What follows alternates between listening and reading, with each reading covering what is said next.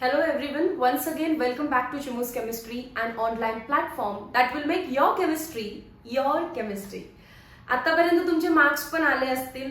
If not day end पर्यंत तुम्हाला तुमचे मार्क्स समजतील की तुम्हाला 50 आउट ऑफ केमिस्ट्री मध्ये किती मार्क्स पडलेले आहेत. टॅली करा आणि मला कमेंट सेक्शन मध्ये सांगा तुमचा केमिस्ट्रीचा स्कोर काय आहे. Without wasting time let us go for next 25 questions. Question number 76 पासून स्टार्ट होतं. Which of the following solution will have highest boiling point? आपल्याला माहिती आहे elevation in boiling point delta TB is a colligative property, and if it is a colligative property it is directly proportional to number of particles. पण मला elevation नाही विचारलेलं, they are just asking boiling point. Elevation in boiling point is equals to TB minus T naught B. Delta TB म्हणजे elevation, TB म्हणजे boiling point and T not be म्हणजे boiling point of water, जो की 100 degree सेल्सिअसच असणार आहे. So आपल्याला कधीच T not be विचारत नाही, एकतर एलिव्हेशन विचारतात नाहीतर बॉइलिंग पॉइंट विचारतात. Elevation in boiling point is directly proportional to number of particles. जितके जास्त पार्टिकल्स डेल्टा टीबी मोठा व्हायला लागतो. ओके, आणि आता बघा ही व्हॅल्यू मोठी कधी होईल रे, जर मोठ्या व्हॅल्यूतने लहान व्हॅल्यू मायनस झाली, मोठ्या व्हॅल्यूतने कमी व्हॅल्यू मायनस झाली तर डेल्टा टीबी मोठा राहील. म्हणजेच मला इथून अजून एक कन्क्लुजन भेटलं, delta TB is directly proportional to TB, directly proportional to number of particles. हे एकदा मी कॉन्सेप्ट सांगितली आहे. आता ही इथून पुढे लक्षात ठेवायचं, बॉइलिंग पॉइंट एलिव्हेशन विचारू देत किंवा फक्त बॉइलिंग पॉइंट विचारू देत, it is directly proportional to number of particles. Option number A मध्ये पार्टिकल आहेत 3, CaCl2. ऑप्शन नंबर बी मध्ये 2, C is sucrose 1, D is glucose, glucose मध्ये पण 1. हायेस्ट बॉइलिंग पॉइंट म्हणजे हायेस्ट नंबर ऑफ पार्टिकल्स ए मध्ये. So option number A 1% CaCl2 is the correct answer. Let's go for next question. Question number 77. If 0.15 gram दिलं असेल तर तो W असतो, of a solute आहे म्हणजे 2, is dissolved in 15 gram of solvent, so W1. If 0.15 gram of solute dissolved in 15 gram of solvent is boiled at a temperature higher by 0.216 degree Celsius. Normally पाण्याचा boiling point, pure वॉटरचा boiling point किती असतो, 100 degree Celsius. Degree Celsius मध्ये लिहितीये. पण आता सोल्युशनचा जो boiling point आहे is higher, म्हणजेच 100 मध्ये एवढं ऍड करून 100.216 डिग्री सेल्सिअस. ओके, 100 मध्ये ती व्हॅल्यू ऍड करायची आहे. सो याच्यातून एलिव्हेशन दिलं तुम्हाला डायरेक्टली. एलिव्हेशन किती दिलेलं आहे, 0.216 डिग्री सेल्सिअस डायरेक्ट एलिव्हेशन दिलेलं आहे. Than that of pure solvent. What is the molecular weight of substance if molar elevation constant is 2.16 degree Celsius. ठीक आहे, मोलार एलिव्हेशन कॉन्स्टंट म्हणजे केबी आणि डेल्टा टीबी पण दिलाय. व्हॅल्यूज बघा, बघून समजतं, कॅल्क्युलेशन फार इझी राहणार आहे. Delta TB is equals to KB into W2 upon M2 into W1, आणि ते पण कशामध्ये असतो, केजी मध्ये. Therefore M2 is equals to KB 2.16, W2 0.15. हा M2 जो आहे तो मी वरती शिफ्ट केलाय. सो डेल्टा टीबी खाली आला. डेल्टा टीबी ची व्हॅल्यू मी इथे लिहिणार आहे. Delta TB is 0.216 into weight of solvent 15 gram मध्ये केजी करायचं असेल तर 10⁻³ ने मल्टिप्लाय केलं. कॅल्क्युलेशन्स इझी आहेत. डेसिमल मी शिफ्ट करते. 2.16 आहे, सो खाली पण 2.16, तर डेसिमल पॉवर झाली 10⁻⁻1. वरती आहे 0.15, त्याला करा 15 इंटू 10⁻², कारण खाली पण किती आहे 15 आणि पॉवर आहे -3. सो कट होतील त्या गोष्टी. 2.16 ला 2.16, 15 ला 15, पॉवर राहिली खाली 10 raised to -1, 10 raised to -3 becomes 10 raised to -4. वरती जाऊन +4. So m2 is equals to 10 raised to -2 + 4 that is equals to 100. Answer काय असणार आहे? 100 मोलार मासचं unit gram per mole. Option number D. Next question easy calculation होते हैं. Next question है question number 78. PH of blood is directly take करूया. PH of blood slightly alkaline असतो blood. So 7.4. Question number 79. The solubility of PbCl2. PbCl2 ratio किती आहे? 1:2. आपल्याला माहिती आहे KSP कसा लिहायचा असतो? x raised to x, y raised to y, x raised to s plus y, x plus y. So x raised to x, y raised to y, s raised to x plus y. x म्हणजे 1 raised to 1, y म्हणजे 2 raised to 2 4 and s raised to 2 plus 1 3. So KSP is equals to 4s cube. Therefore s is equals to cube root of KSP divided by 4. Mathematical simple calculation है. Cube root दोनोंच option मध्ये, KSP divided by 4 एकाच option मध्ये. Option number B. Question number 80. Dash mixture show positive deviation. Phenol plus aniline negative deviation है. Phenol plus aniline negative deviation है. Benzene plus toluene ideal है. Carbon plus aniline textbook मध्ये carbon disulphide plus aniline म्हटलं. So ते आणि हे दोन्ही correct आहे. क्लोरोफॉर्म अँड ऍसिटोन निगेटिव्ह आहे. जर बाकीचे आन्सर्स तुम्हाला माहिती आहेत की निगेटिव्ह आणि आयडलचे, सो डेफिनेटली सी हा पॉझिटिव्ह डेव्हिएशनचे एक्झाम्पल आहे. Question number 81. The pKa value of the strongest acid. आपल्याला जर ऍसिडिटी फाइंड करायची असेल तर acidity is directly proportional to Ka and inversely proportional to pKa. So जितका जास्त Ka तितकी जास्त ऍसिडिटी. मला इथे pKa दिलेत म्हणजे इनवर्स. Option number 1. pKa ची व्हॅल्यू जितकी कमी ऍसिडिटी तितकी जास्त. Question number 82. Vapour pressure of 0.5 dm cube. DM cube म्हणजे व्हॉल्यूम दिलेला आहे. of water is solvent, so V1 at 298 Kelvin is 20 mmHg. Find the vapor pressure of 1 dm cube of water at 298 Kelvin. पुढे काही लिहायची गरज नाहीये कारण vapour pressure volume वरती डिपेंड राहत नाही. वेपर प्रेशर ऑफ वॉटरच विचारलेलं आहे आणि इथे पण वेपर प्रेशर ऑफ वॉटरच विचारला. बदललाय काय त्यांनी? व्हॉल्यूम. व्हॉल्यूमच्या इंडिपेंडेंट राहतं. सो आन्सर 20च असणार आहे, चेंज होणार नाहीये. Question number 83. Which of the following is not Lewis acid. आपल्याला माहिती आहे अमोनिया NH3 नायट्रोजन वरती असते लोन पेअर, तर तो आहे Lewis base because it is a species that donate lone pair of electron. बाकी सगळे लेविस ऍसिड आहेत. मी फ्रेडल क्राफ्ट मध्ये तुम्हाला हे ऍसिड शिकवले कारण त्यांच्याकडे वॅकंट ऑर्बिटल असतं. Like share and subscribe again. मला मी विसरते, तुम्ही विसरू नका. The pH of a simple sodium acetate buffer is given by. Direct formula दिलाय. के ची व्हॅल्यू दिले. Salt is equals to acid is equals to 0.1 आणि पीएच फाइंड करा. याहून सोपा क्वेश्चन असूच शकत नाही ज्यात फॉर्म्युला ते स्वतः देतात. pH is equals to pKa plus log to the base 10 concentration of salt and concentration of acid. इथे चेक करा. सॉल्ट आणि ऍसिड दोन्ही 0.1 आहे. सो 0.1 अपॉन 0.1 हे झालं 1.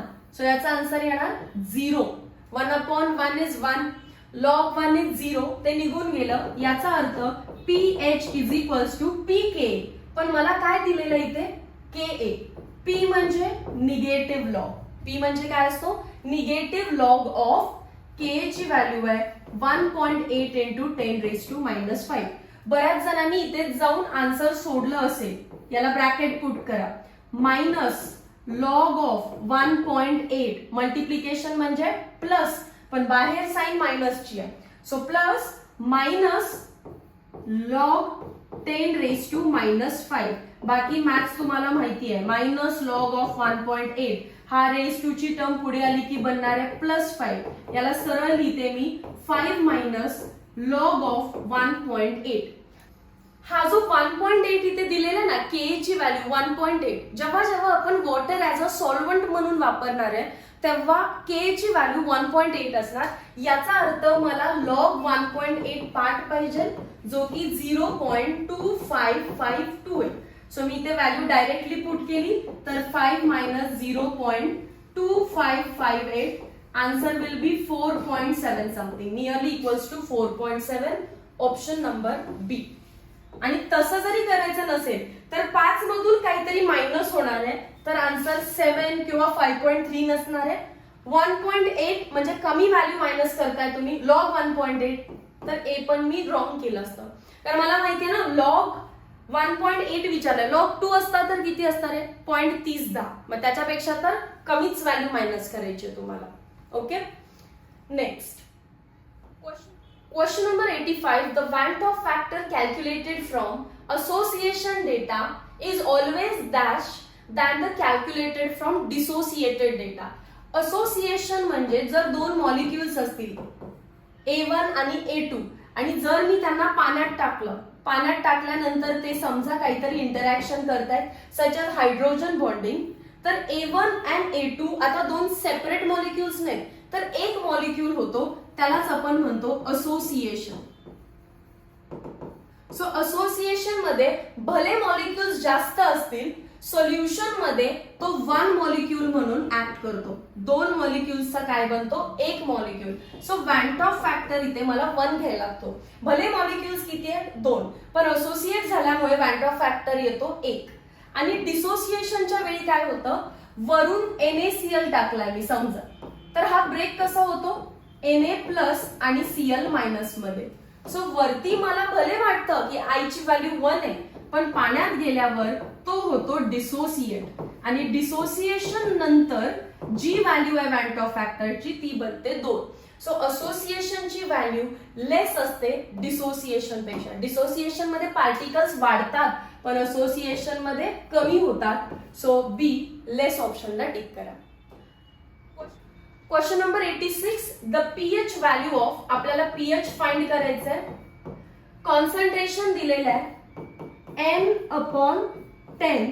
दॅट इज नथिंग बट 1/10 नॉर्मॅलिटी किंवा नॉर्मल नथिंग बट 0.1 नॉर्मल कोणत्या सबस्टन्स साठी पीएच काढायचं आहे NaOH सो NaOH साठी तुम्हाला पहिल्यांदा विचारते there are how many number of OH minus ions that is nothing but its n factor आणि n factor चा आन्सर काय आलं मग 1 जेव्हा जेव्हा n factor 1 असेल normality becomes equal to molarity that is why molar कॉन्सन्ट्रेशनच मला किती दिलं 0.1 मोलार 0.1 नॉर्मलच्या ऐवजी मी काय लिहू शकते 0.1 मोलार आता बघूया मला याच्यातून आधी फाइंड करावा लागेल concentration of OH minus concentration of OH minus is also C alpha आणि NaOH एक स्ट्रॉंग बेस आहे सो अल्फाचा आन्सर झालं 1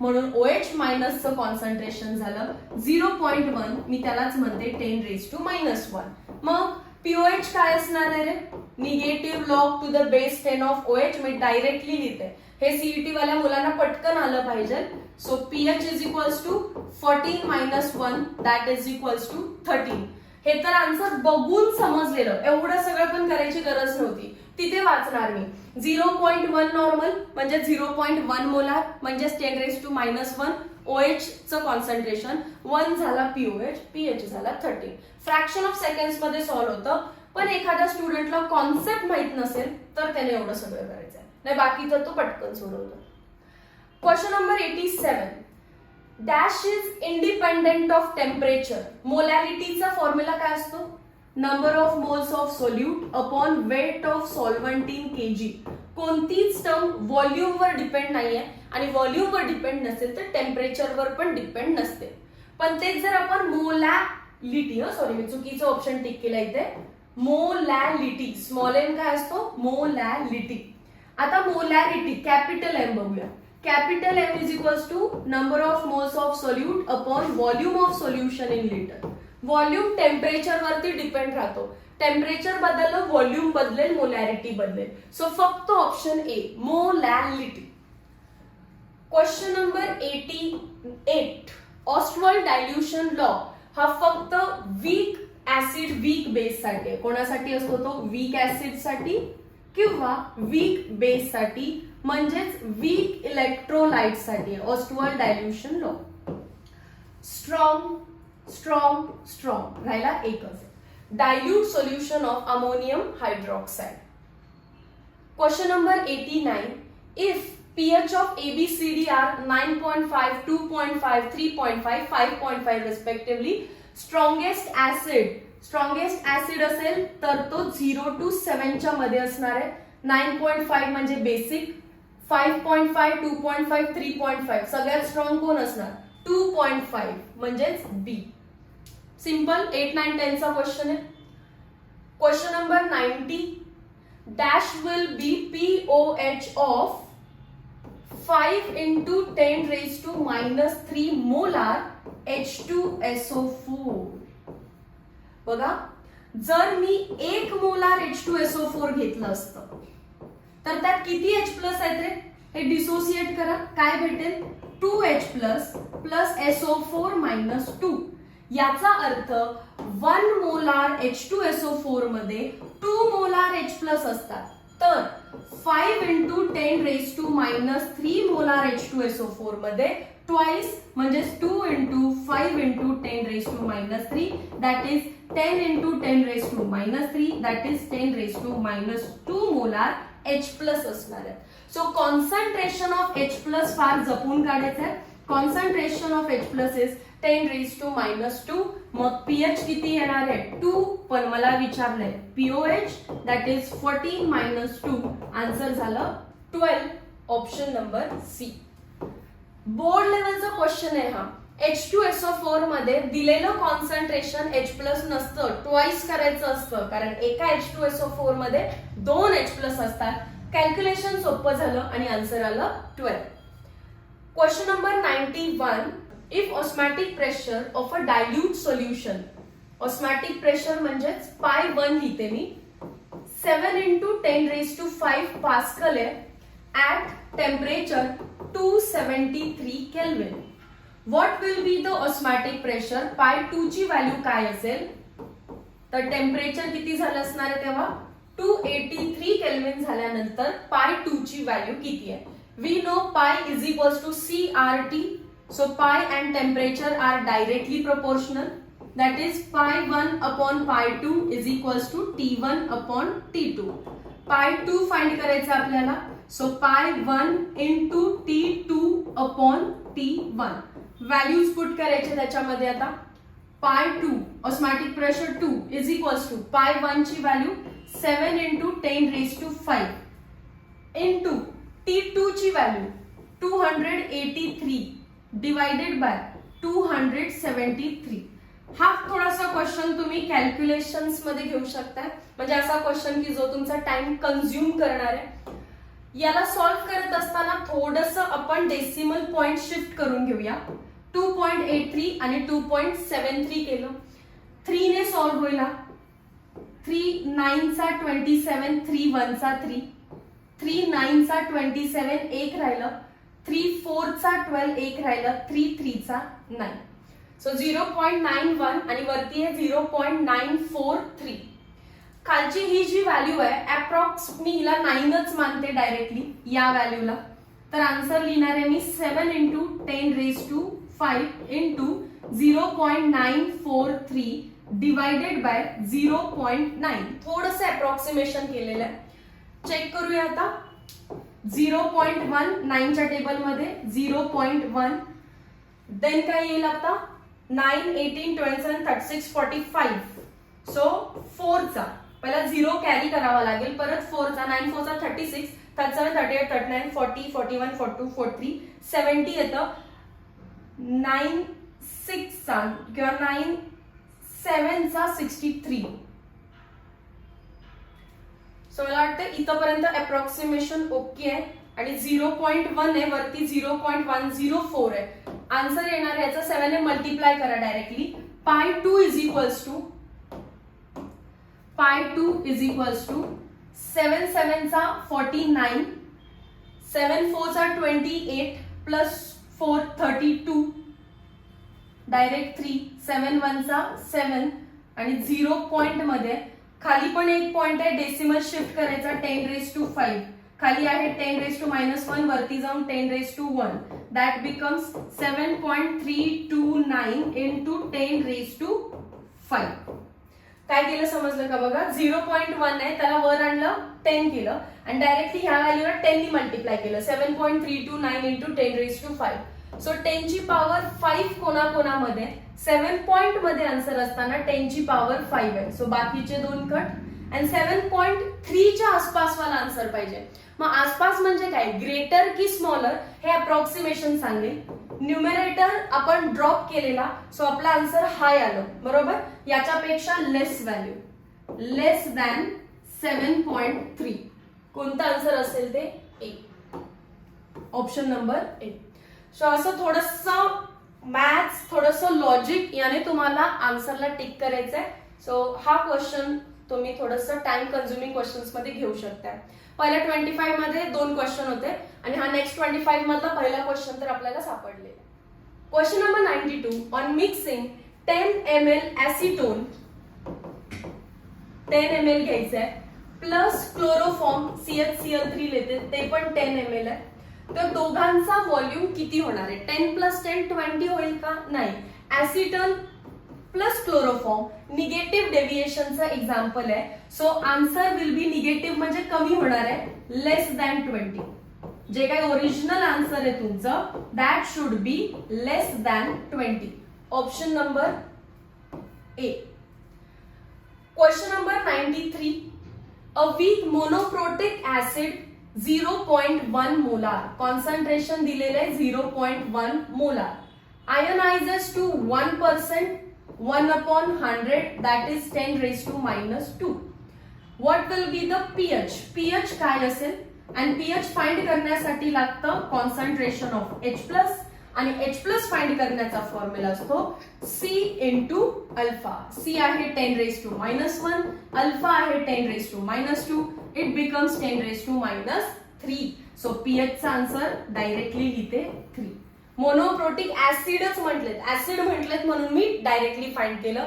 करेक्ट आन्सर आहे option number C. Question number 94, ammonium chloride is acidic because NH4Cl acidic का आहे, कारण NH4 कुठून आला असणार आहे, अमोनियम हायड्रॉक्साइड मधून, आणि Cl आलेला आहे HCl. Strong acid weak base पासून बनलाय, जो स्ट्रॉंग असतो त्याच्या सारखं नेचर बनतं ऍसिडिक. ऑप्शन्स वाचूया. Nitrogen donates a pair of electron, त्याचा काही संबंध नाहीये. It is a salt of weak acid strong base, नाही, उलट आहे. On hydrolysis ammonium chloride gives strong base weak acid, wrong. On hydrolysis, ammonium chloride gives weak base, strong acid. Option number D correct आहे. Read करत गेल्यानंतर मग answer मी tick करते. Question number 95, the freezing point of equimolar, सगळ्यांची molarity म्हणजेच concentration same आहे, कोणाचा फ्रीजिंग पॉइंट सगळ्यात जास्त असणार आहे. आपल्याला डेल्टा TF नाही विचारलेलं. डेल्टा TF ही कॉलिगेटिव्ह प्रॉपर्टी आहे, so it is directly proportional to number of particles. मग विचारलं काय, हायेस्ट फ्रीजिंग पॉइंट कोणाचा विचारलंय, फ्रीजिंग पॉइंट कोणाचा हायेस्ट आहे. We know delta TF is equals to freezing point depress होतो, सो T0F मायनस TF. मी परत जसं बॉइलिंग पॉइंटचं लिहून दिलेलं तसं सांगते. याला म्हणतो आपण डिप्रेशन. डिप्रेशन विचारतात आपल्याला. Delta sorry not delta, T not F म्हणजेच फ्रीजिंग पॉइंट ऑफ वॉटर, तो फिक्स असतो 0 डिग्री सेल्सिअस, त्यामुळे हे कधी विचारत नाही. आणि टी एफ म्हणजे फ्रीजिंग पॉइंट ऑफ सोल्युशन. मग आता आपल्याला डिप्रेशन म्हटलेत का फ्रीजिंग पॉइंट म्हटले? फ्रीजिंग पॉइंट म्हटले. ही व्हॅल्यू जास्त हवी आहे. मग मला सांगा टी एफ जर जास्त झालं, 0 मधून जास्त व्हॅल्यू मायनस झाली तर डेल्टा टी एफ कमी होईल. म्हणून आपण कन्क्लुजन काय लिहूया आता, डेल्टा टी एफ आणि टी एफ एकमेकाला इनव्हर्सली प्रोपोर्शनल आहे आणि डायरेक्टली कोणाला प्रोपोर्शनल आहे? Number of particles. जर मला विचारलंय हायेस्ट फ्रीजिंग पॉइंट कोणाचा आहे, म्हणजेच पार्टिकल्सचा काउंट कसा पाहिजे मला? कमी. कोणामध्ये पार्टिकल्स कमी आहेत ते चेक करा आता. C6H5NH3+ आणि Cl- म्हणजे 2 पार्टिकल आहेत. इथे 2 नायट्रेट आहेत आणि 1 कॅल्शियम, 3 अधिक 1 4 आणि 1. पार्टिकल्स फाइंड करता आले पाहिजेत पहिला आणि नंतर परत सांगते फ्रीजिंग पॉइंट जास्त असेल तर डिप्रेशन कमी आणि कमी डिप्रेशन साठी पार्टिकल्स पण कमी पाहिजेत. So option number D correct answer आहे. Question number 96. If we take 44 gram of carbon dioxide, म्हणजे given weight of carbon dioxide 44 gram आहे अँड नायट्रोजनचं दिलेलं आहे 14 gram. What will be the mole fraction of carbon dioxide? Mole fraction साठी लागतात number of moles. Given mass दिलं आणि molar mass तितकंच असतं. Molar mass of carbon dioxide find करा. युनिट फक्त बदलेल 44 gram per mole and molar mass of nitrogen 28 gram per mole. हे आपल्याला पार्ट असतं. So mole fraction of carbon dioxide is number of moles of carbon dioxide upon total number of moles. Okay, so number of moles find करू. Number of moles of carbon dioxide given mass 44, molar mass 44. Number of moles of N2 given mass 14 and molar mass 28, so this is 0.5. number of moles of CO2 किती आहे? 1 आणि total किती आहे? 1 plus 0.5 म्हणजेच 1.5. 1.5 म्हणजेच 3/2, that is equals to 2/3 answer आला. Option number बी. खूप simple question आहे. तुम्ही आय गेस 11th मध्ये सॉल्व्ह करायला शिकलाय मोल फ्रॅक्शन कसं फाइंड करायचं. Question number 97. KSP of sparingly soluble salt AB2 is 4 into 10 raised to minus 12. What is the solubility of salt? KSP दिलेला आहे 4 into 10 raised to minus 12. Salt दिलेला आहे of the type AB2 म्हणजे ratio आहे 1:2. X आणि Y ची value भेटली आपल्याला. KSP is equals to X raised to X, Y raised to Y, S raised to X plus Y. KSP is equals to काय आहे तुम्हाला? 4S3. सोल्युबिलिटी फाइंड करायचं असेल तर KSP डिवाइडेड बाय 4 आणि मग काढावा लागेल त्याचा cube root. So solubility is equals to cube root of, कोणाचा क्यूब रूट करायचा आहे? 4 into 10 raised to minus 12 divided by 4. That is equals to 10 raised to minus 12 चा cube root. That is equals to divided by 3 करा directly. So this becomes 4. Answer solubility is equals to 10 raised to minus 4. Cube root कसं काढायचं माहिती आहे ना? Cube root is raised to 1/3. So 12 raised to 1/3. 12/3. That is 4 and sign minus. So 10 raised to minus 4 आपल्याला 2 options मध्ये दिसतं. बाकीच्या दोघांना कट केलं. आन्सर फक्त 10 raised to minus 4 आहे. इथे 4 लिहिलं. So correct answer is D. Question number 98. 0.2 molar solution of formic acid is ionized. Ionized म्हणजे अल्फा. पर्सेंटेज दिलं की alpha. That is 3.2 into 10 raised to minus 2. Concentration दिलं 0.2 molar. Its ionization constant K आणि acid आहे म्हणून A. So what is K? K is equals to alpha square C. अल्फाचा square करा. 3.2 into 3.2 into 10 raised to minus 4 आणि हे काय आहे? 2 into 10 raised to minus 1. So याला सॉल्व्ह करूया. 2 2 चा 4, 3 2 चा 6, that becomes 12, 1 3 3 चा 9, 10. 10.24 into 2 into 10 raised to minus 5. याला मल्टिप्लाय करा 8402 20.48 into 10 raised to minus 5. Powers check करताना -6 -5 -4 -3 -5 तर आहे पण 20 नाही आहे, सो डेसिमल मी शिफ्ट करते 2.048 into 10 raised to +1 झालं -4. आता बघा आन्सर करेक्टली मॅच होईल ऑप्शन नंबर सी सोबत 2 point something into 10 raised to -4. Question number 98. Solution of sucrose. Molar mass दिलेलं आहे सुक्रोजचं 342 ग्रॅम पर मोल बाय डिझॉल्विंग गिवन मास दिलेला आहे 68.4 gram of it per litre of the solution. What is osmotic pressure if R ची value आहे 0.082. तुमचं काम फार सिंपल करून दिलं कारण सर्वच व्हॅल्यू दिलेले आहेत. मोस्टली सुक्रोज म्हटलं की ही व्हॅल्यू तुम्हाला पाठ लागते 342 आणि ऑस्मॅटिक प्रेशरच्या कॅल्क्युलेशन मध्ये कोणता आर वापरायचा तर 0.0821. ह्या दोन गोष्टी माहिती असायला पाहिजेत पण इथे डायरेक्टली त्यांनी दिले आणि काम इझी केलं. Osmotic pressure pi is equals to CRT. Sucrose आहे सो वॅन्ट ऑफ फॅक्टर घ्यायची गरज नाहीये.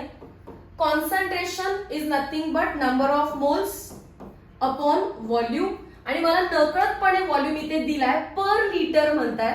पर लिटर म्हणजेच व्हॉल्यूम दिलेलं आहे 1 लिटर. व्हॅल्यू पुट करूया. नंबर ऑफ मोल्स कसं फाइंड करायचं W2 upon M2. W2 is 68.4 M2 is 342. Volume जाऊ दे 1 लिटर आहे. आर ची व्हॅल्यू 0.082 आणि टेम्परेचरची व्हॅल्यू 273.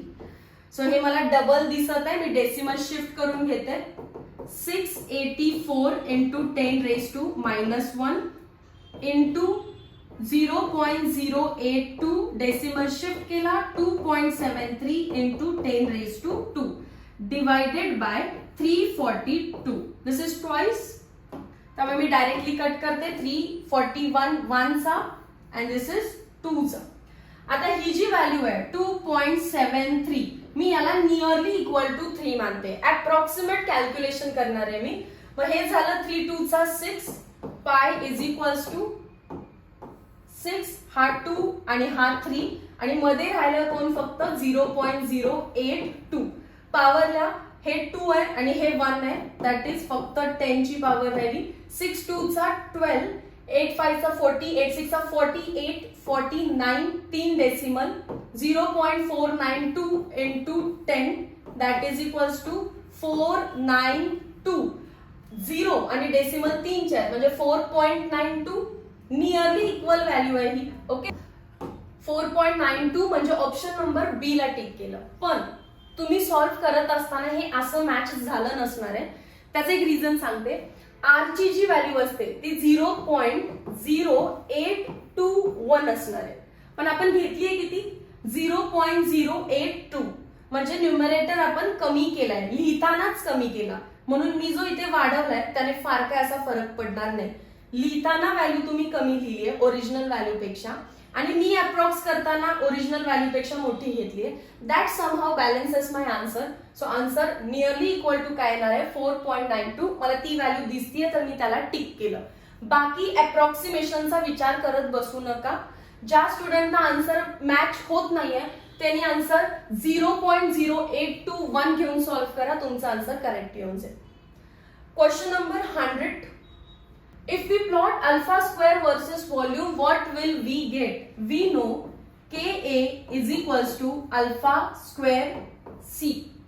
So मी C ला इकडे घेतलं तर काय बनेल alpha square is equals to Ka upon C. मला Ka upon C नको आहे. C च्या ठिकाणी मी पुट करणार आहे number of moles upon volume. So ते उलट जाईल आणि काय बनेल Ka into volume divided by number of moles. So final formula काय दिसला alpha square is equals to Ka into V upon number of moles. तर याला मी कॉन्स्टंट मानते Ka ला आणि नंबर ऑफ मोल्स ला कॉन्स्टंट मानलं तर alpha square is directly proportional to V. आणि जर डायरेक्ट प्रपोर्शनॅलिटीचा ग्राफ असेल तर it is straight line passing through origin. या ऍक्सिसवर व्हॉल्यूम, या ऍक्सिसवर alpha square, straight line passing through origin आणि ज्याचा स्लोप काय असणार आहे, this is y is equals to M X. y ऍक्सिसवर अल्फा स्क्वेअर, x ऍक्सिसवर v. तर m ची व्हॅल्यू काय झाली मग, kb अपॉन n. त्यात पण जर नंबर ऑफ मोल्स आपण 1 मानले, नंबर ऑफ मोल्स किती मानतोय त्याच्यावर डिपेंड आहे. असा असेल स्लोप तरी पण ओके. आणि नंबर ऑफ मोल्स जर 1 मानले, for n is equals to 1, slope is equals to kb. ठीक आहे, किंवा ka. बेस असेल तर b घ्यायचा, ऍसिड असेल तर a घ्यायचा. बघूया काय लिहिलं. A straight line with slope value equal to k dissociation. Straight line with slope equal to k dissociation. Correct आहे मग तेच. B an exponential curve नाही. A straight line with slope equal to k equilibrium. Equilibrium नाहीये, parabola नाहीये, so हेच correct आहे. A straight line with slope equal to k dissociation. Ka कारण number of moles किती मानले असणार आहेत, 1. So that's all for 100 question. Test मध्ये पहिले जे 25 क्वेश्चन आहेत त्याच्यामध्ये 2 क्वेश्चन थोडेसे एक्सपर्ट लेवलचे होते. याच्यामध्ये तसं कुठला क्वेश्चन नव्हता. कॅल्क्युलेशन थोडेसे 2 क्वेश्चनचे डिफिकल्ट होते. ओव्हरऑल पेपरमध्ये 4 क्वेश्चन्स हे थोडेसे टाइम घेणारे होते, टाइम लागणार आहे त्याला सॉल्व्ह करायला. बाकीचे क्वेश्चन तर आरामात सुटले पाहिजेत. सो स्कोर मला वाटतं 40+ असणं गरजेचं आहे. माइट बी 41, 42, 43 हा वेल एक्सेप्टेड स्कोर असेल. ठीक आहे, meet you next video lecture. Till then thank you so much.